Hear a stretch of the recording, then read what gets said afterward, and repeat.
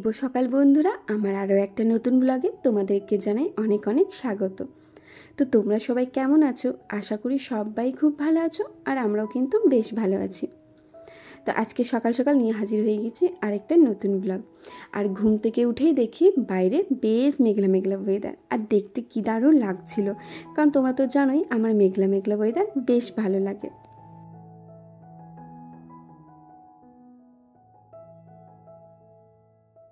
ঘুম থেকে উঠে প্রথমে তোমাদের সাথে একবার ওয়েদারটা শেয়ার করে নিলাম, আর এখন চলে এসেছি মাথায় তেল নেবার জন্য। যেহেতু আজকে মাথায় শ্যাম্পু দেব, আর মাথায় তেল নেওয়া খুব একটা হয়ে ওঠে না, তো তার কারণে যেদিন শ্যাম্পু নিই, শ্যাম্পু নেওয়া ঠিক 2 ঘন্টা আগে মাথায় তেল নিয়ে নিই।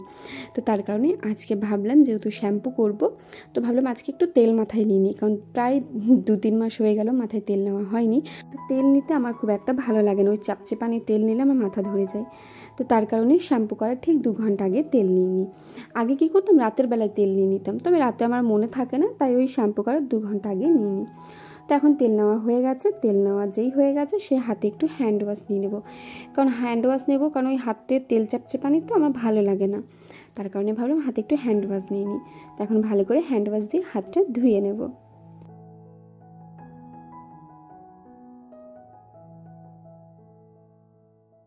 তোমাদেরকে বলে রাখি, আজকে আমার পুরোপুরি 5 মাসে পড়ে গেল। তো 5 মাসে আমাদের বাড়িতে পুজো দেওয়া হয়। তো পুজো দেওয়া হয় বলতে এই 5 ফল, 5 রকমের ফুল সমস্ত কিছু দিয়ে পুজো দেওয়া হয়। তো আমাদের এখানে বড় মা আছে, তো প্রথমে বড় মায়ের পুজো দেওয়া হবে, তারপরে আমাদের এখানে মনসা মন্দির আছে, মনসা মন্দির সত্য মায়ের পুজো, তারপর আমার শ্বশুর মশাইদের যে পৈতৃক পুজো বলে, তো সেখানেও আমার শাশুড়ি মা আর আমার হাজব্যান্ড যাবে পুজো দিতে। তো আজকে 5 মাসে আমাদের বাড়িতে পুজো দেওয়া হয়, মানে ওই ঠাকুরের মাদুলি দেওয়া হয়, মানে যে প্রেগনেন্ট তাকে ঠাকুরের মাদুলি দেওয়া হয়। তো আমার নামে আজকে 4 জায়গায় পুজো দেওয়া হবে। তো সকাল সকাল ঘুম থেকে উঠে আমার শাশুড়ি মা বাড়ির সমস্ত কাজ করে নিয়েছে, আর এখন থালাগুলো সাজিয়ে নিচ্ছে ওই মন্দিরে যেগুলো পুজো দিতে হবে। তো এখন তোমার 5টা প্যাড়া, 5 রকমের ফল, তারপর 5 রকমের ফুল সব কিছু দিয়ে পুজো দেওয়া হয়। তো ফলের মধ্যে ওই লেবু, আপেল, কলা, খেজুর, আর তারপর শসা, আঙ্গুর এইসব ছিল। মানে 5 রকমের বেশিও তুমি দিতে পারো, তবে 5টা ফল চাই, মানে 5-এর কম চলবে না, 5-এর উপরে তুমি দিতে পারো। আমাদের বাড়ির নিয়ম যেটা সেটাই তোমাদের সাথে শেয়ার করলাম। তো আমাদের এখানে মানে বাড়ির পাশে বড় মায়ের মন্দির আছে, আর আমাদের এখানে বড় মায়ের মন্দির, মা মনসা মন্দির খুব জাগ্রত। তো সেই কারণে এখন আমার শাশুড়িমা যাবে কালী মন্দিরে পুজো দিতে, আর তারপরে আমি যাবে মনসা মন্দিরে পুজো দিতে। তো আমি একটু ভিডিও করে নিচ্ছিলাম যাতে তোমাদের সাথে শেয়ার করতে পারি। আর এখানে দেখো প্রত্যেকটা থালাতে কিন্তু আমার নাম লেখা আছে, রূপালী চক্রবর্তী কাশ্যপ গোত্র। প্রত্যেকটা থালাতেই নাম লেখা আছে, কারণ আমার নামে যেহেতু পুজোটা হবে, বা পুজোর মানে থালাটা সংকল্প হবে আমার নামে, বা যে মাদুলিটা দেবে সে মাদুলির ফুলটা আমার নামে সংকল্প হবে, তার কারণে আর কি আমার নামটা ওখানে লেখা হয়েছিল প্রত্যেকটা থালাতেই। তো শাশুড়ি মা চলে গিয়েছিল পুজো দিতে, আর আমি এখন স্নান করে সোজা ছাদে চলে এসেছি, আর এখন ছাদে এসে কাপড়টা মেলে নেব।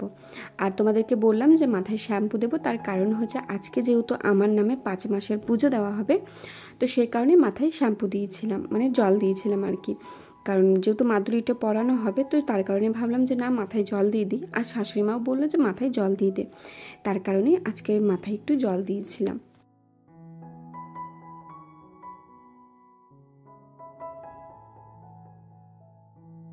আর আমার শাশুড়ি মার হাজব্যান্ড যেহেতু পুজো দিতে যাবে, তার কারণে আজকে বাড়ির সমস্ত রান্নাবান্না আমাকেই করতে হয়েছিল। তো তার কারণে স্নান করে এখন সোজা নিচে চলে এসেছি, আর নিচে এসে ভাবলাম আগে গ্যাসটা ভালো করে মুছে নিই, কারণ আগের দিন যেহেতু রুটি করা হয়, মোছা হয় সঙ্গে সঙ্গে, তবে ওই কিছু আটার টুকরো থাকে, তার কারণে এখন প্রথম কাজ হচ্ছে আমার মানে গ্যাসটাকে ভালো করে মুছে নেওয়া।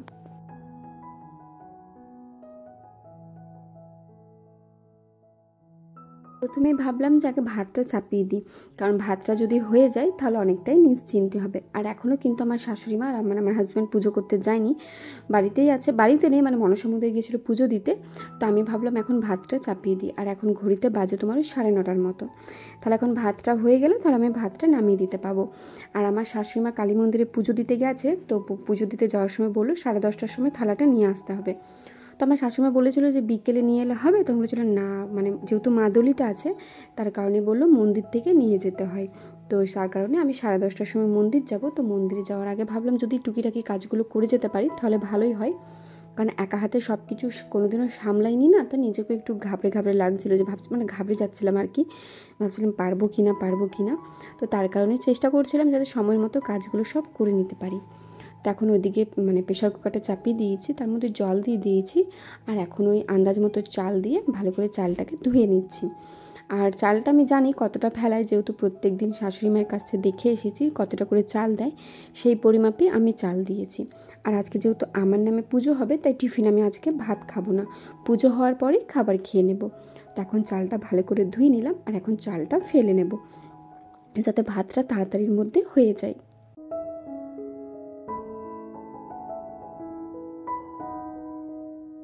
আর এই 5 মাসের পুজো কেন দেওয়া হয় জানো?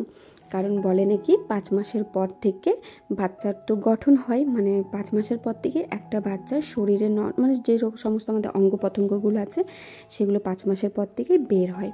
তো তার কারণে বলে মানে মায়ের কাছে যদি পুজো করে সে মাদুলি যদি মায়ের গলায় দেওয়া হয়, মানে যে আর কি মা হতে চলেছে, তো সেখানে বাচ্চারও নজর লাগে না আর মায়েরও নজর লাগে না। তার কারণেই মাদুলিটা দেওয়া হয়, কারণ তাহলে ঠাকুরের মানে আশীর্বাদ বা ঠাকুরের ফুল সবসময় সাথেই থাকে, এই কারণেই 5 মাসে পুজো দেওয়া হয়। তো এদিকে দেখো আমার হাজব্যান্ড আর আমার শাশুড়ি মা চলে গেল পুজো দিতে, আর আমাকে বলে গিয়েছিল ফ্রিজের মধ্যে বাঁধাকপি আর পোস্তর আলু কাটাই আছে, তোকে আর কাটতে হবে না। তো আমি এখন ফ্রিজ থেকে নিয়ে চলে এসেছি, এসে দেখি যে হ্যাঁ বাঁধাকপি আলু টমেটো সব কিছু কেটে রেখে দিয়েছিল, তাহলে আমার অনেকটাই সুবিধা হলো, আর সবজি কাটতে হলো না। তো এদিকে ভাতটা হয়ে গেছে, তো আমি তাড়াতাড়ির মধ্যে ভাতটা নামিয়ে নিয়েছি, কারণ 10টা 10 বেজে গেছে আর আমাকে 10:30টার মধ্যে মন্দিরে যেতে হবে। তার কারণে ভাবলাম মন্দিরে যাওয়ার আগে ভাতটা নামিয়ে নিই, নাহলে পর ভাতটা গলে যাবে। আর ভাত যদি একবার গলে যায় সে ভাত আর আমার মানে হাজব্যান্ড খাবে না, কারণ ও সেদ্ধ ভাত খায় না। তো তার কারণে একটু ভয় হয়েছিলাম, আর আমি না মানে ভাত দেখতে জানি না যে ভাতটা হয়েছে কি না। তবে ভাবলাম হয়েছে না হয়েছে ভাতটা একবার নামিয়ে নিই, কারণ গলে গেলে তো আর কোনো রেহাই নেই, আবার সে নতুন করে ভাত চাপাতে হবে। আর যেহেতু আমাকে একা হাতে সবটাই করতে হবে, তাই আর কি একটু মানে কেমন নার্ভাস লাগছিল যে পারবো কি না, কারণ আমি কাজ করলেও শাশুড়ি মা পাশে থাকলে আমার একটু মানে সাহস যোগায়। তবে শাশুড়ি মা ছিল না বলে যেহেতু একা হাতে সবটা করতে হবে, তাই কেমন একটু ভয় ভয় করছিল, যেহেতু একা কোনোদিনও বাড়িতে থাকিনি। আমার প্রায় 1 বছর 4 মাস বিবাহিত জীবন হলো, মানে বিয়ে হলো, তো এই 1 বছর 4 মাসের মধ্যে কোনোদিনও বাড়িতে সেভাবে একা থাকিনি, একটু কাজবাজগুলো করতে ভয় ভয় লাগছিল। তবে ভয়ের কিছু নেই, চেষ্টা করলে সব কিছুই পারা যায়। এদিকে দেখো ভাতের ফ্যানটা এখন আমি ঝরিয়ে নিচ্ছি, আর ওদিকে আমার শ্বশুরমশাই তাড়া দিচ্ছিলো, যা তাড়াতাড়ি যা, দেখ মন্দিরে মনে হয় পুজো হয়ে যাবে। তো তার কারণে আরও বেশি তাড়াহুড়ো করছিলাম যে তাড়াতাড়ির মধ্যে করে নিই, কারণ আমাকে আবার রেডি হতে হবে, শাড়ি পরতে হবে, যেহেতু মন্দিরে যাব। আর এই পুজো বসার দিনে না আমার শাড়িটা পরতেই বেশি ভালো লাগে, তাই ভাবলাম শাড়িটাই পরে যাব। তো এদিকে ভাতের ফ্যান ঝরানো হয়ে গেছে, এখন উবুর করে রেখে দেবো।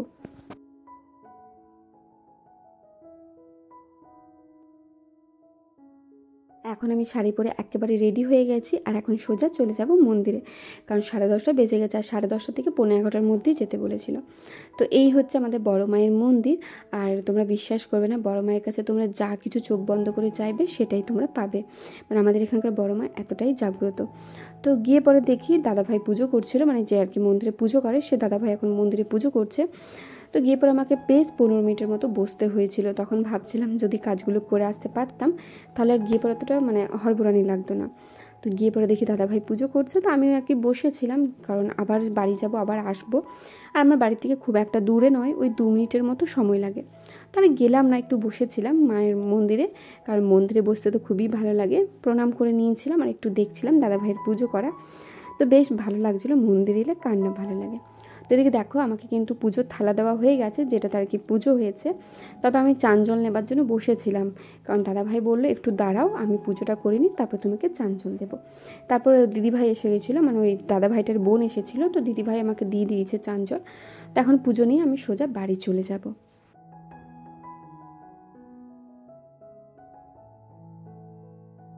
পুজো করে এখন বাড়িতে চলে এসেছি, আর সকাল থেকে সেভাবে ভারী কিছু খাবার খাওয়া হয়নি। সকালে ঘুম থেকে উঠে যেহেতু আমার ওষুধ ছিল, তাই ওষুধটা খেয়ে নিয়েছিলাম, আর 1 কাপ চা খেয়েছিলাম, আর হ্যাঁ 2টো বিস্কিট খেয়েছিলাম।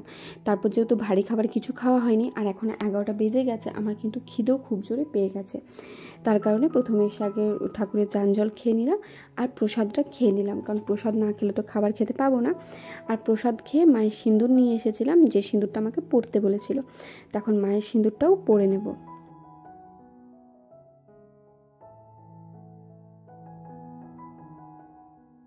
আর এদিকে এখন আমি টিফিন করতে বসে গেছি। আর আজকে টিফিনে মুড়ি, চানাচুর, শসা, টমেটোই নিয়েছিলাম। যেহেতু ভাত দুবার খাবো না, আজকে যেহেতু আমার নামে পুজো হয়েছে, তো তাই আর ভাতটা দুবার খাবো না, একবারই খাবো। তো ওই কারণে টিফিনে মুড়ি খেয়ে নিয়েছিলাম। আর একটা কথা বলে রাখি, আমার মুড়ি যতক্ষণ না লাল হচ্ছে আমি কিন্তু টমেটো নিয়েই যাই, কারণ টমেটো খেতে আমি এতটা ভালোবাসি। তো এইদিকে শাশুড়ি মা পুজো করে ওই 11:30 পৌনে 12টার মধ্যেই চলে এসেছিলো। আর এসে পরে এখন আমার জন্য ওই মাদুলিটা করে নিচ্ছে। 4 জায়গায় যে পুজো দেওয়া হয়েছে, তো সেই 4 জায়গায় পুজো দেওয়া ফুল নিয়ে শাশুড়ি মামার জন্য মাদুলিটা করে নিচ্ছে, আমাকে মাদুলিটা পরিয়ে দেবে। তো আমিও বসে পড়েছি, আর এখন শাশুড়ি মামাকে মাদুলিটা পরিয়ে দেবে।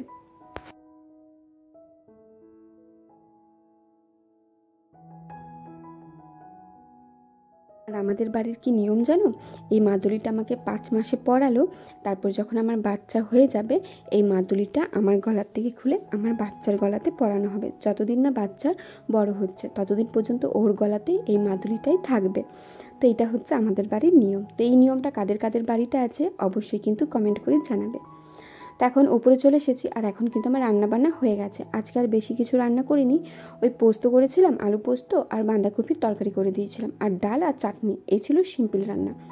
তো এখন ওপরে এসে শাড়িটা ভাবলাম গুছিয়ে রেখে দিই, কারণ আবার কখন দরকার হবে পরার জন্য, তাই আর কি শাড়িটা এখন ভালো করে গুছিয়ে বাগিয়ে রেখে দেবো।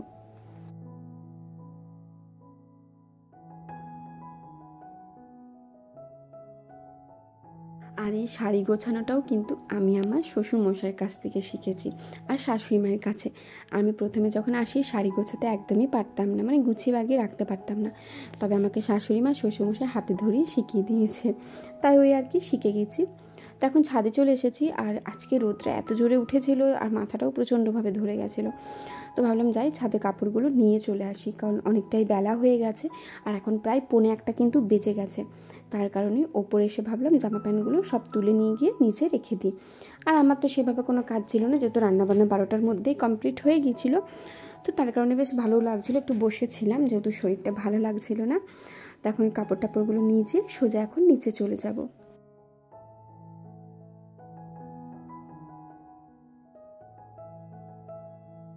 তো বন্ধুরা, আজকের ভিডিওটা এত দূরেই রাখলাম। আজকের ভিডিওর মধ্যে যদি কিছু ভালো লেগে থাকে অবশ্যই like, comment, share and subscribe করে আমার পাশে থাকবে। দেখা হচ্ছে খুব শীঘ্রই অন্য কোনো নতুন